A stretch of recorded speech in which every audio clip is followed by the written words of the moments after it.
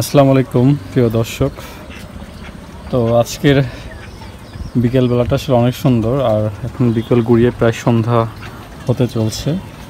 আর যে ঢেঁড়সের গাছ, আসলে এই ঢেঁড়সের গাছে কিন্তু অনেক ঢেঁড়স ধরছে, প্রতিনিয়ত তুলছি। এখানে কিন্তু একটা লাউ ধরে আছে, যে এই পাশে লাউ গাছ। তো মূলত এটা রেখে দিয়েছিলাম এই ঢেঁড়সটা এখান থেকে বীজ করব বলে, কারণ গাছেটা অনেক ভালো। আর আমাদের বাজার থেকে যে বীজগুলো কিনে নিয়ে আসে আসলে অনেক সময় অতটা ভালো হয় না। তো এটা আমি আসলে গাছ থেকেই একদম বীজ করার উদ্দেশ্যেই এই ঢেঁড়সটা রেখে দিয়েছিলাম। আর উপরেও কিন্তু একটা রেখে দিয়েছি, এটাও কিন্তু অনেক বড় হয়েছে, কিন্তু এখনও শুকায় নাই। তো এটা কিন্তু এখন শুকিয়ে গিয়েছে, আই থিঙ্ক, মনে হচ্ছে যে না, শুকিয়ে গিয়েছে। তো এটা এখন কেটে দেখব যে আসলে এর ভিতরে যে বিচিগুলা এটা আসলে শুকায় গেছে কিনা। ডালটা একটু কেটে দিই। তো আমি এটা একটু নিয়ে নিচ্ছি এই পাশ থেকে।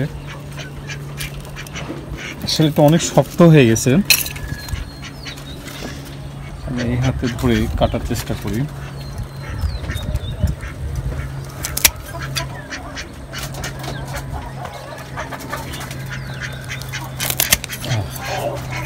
বাস, ফাইনালি কেটে ফেললাম। তো এখন খুব কিউরিওসিটি হচ্ছে যে এর ভিতরে আসলে কেমন বীজ হয়েছে এটা দেখার জন্য। আস্তে আস্তে করে খুলে ফেলবো। বা মাশাআল্লাহ, এ তো অনেকগুলা।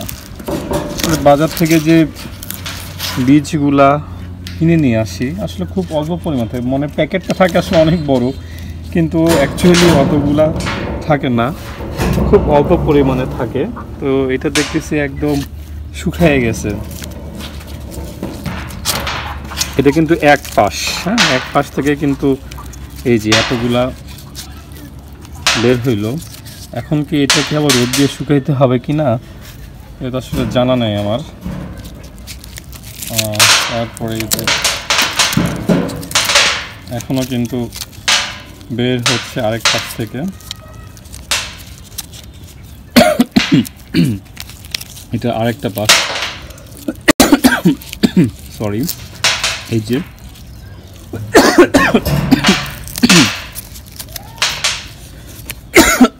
আর নাই এখানে।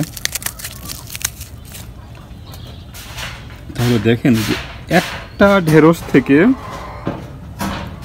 এতগুলা বীজ হয়েছে, আলহামদুলিল্লাহ। আর আমি যখন বাজারে কিনে নিয়ে আসি যে খুব অল্প পরিমাণে থাকে, যে হয়তো এই কয়টা থাকবে, সম্ভবত যে কয়টার মতো থাকে আর কি। তো এখানে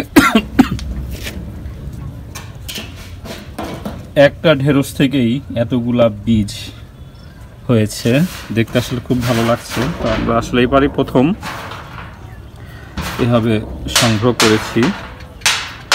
আর এগুলোকে আবার রোদে দিব, রোদে দিয়ে আরও ভালোভাবে শুকিয়ে নিব, শুকিয়ে নিয়ে সংরক্ষণ করব। তাহলে কিন্তু সারা বছর সংরক্ষণ করা যাবে এইভাবে। তো আপনাদের যাদের ঢেঁড়স গাছ আছে তারা কিন্তু এইভাবেই গাছে ঢেঁড়স বড় করে শুকিয়ে ওইখান থেকে কিন্তু বীজ করতে পারবেন আপনারা। তো ধন্যবাদ সবাইকে ভিডিওটি দেখার জন্য। ভালো লাগলে অবশ্যই লাইক, কমেন্ট, শেয়ার এবং সাবস্ক্রাইব করতে কিন্তু ভুলবেন না। ধন্যবাদ সবাইকে।